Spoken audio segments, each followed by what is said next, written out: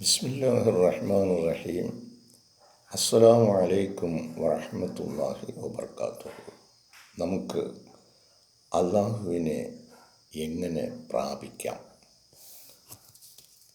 പ്രാർത്ഥനയിലൂടെ, അതായത് നമസ്കാരങ്ങളിലൂടെ, ദുആകളിലൂടെ, ദിക്റുകളിലൂടെ, വിശുദ്ധ ഖുർആൻ പാരായണത്തിലൂടെ, സദഖാത്തുകൾ നൽകുന്നതിലൂടെ, നന്മ വ്യാപിപ്പിക്കുന്നതിലൂടെ അള്ളാഹുവിൻ്റെ സഹായം തേടുക.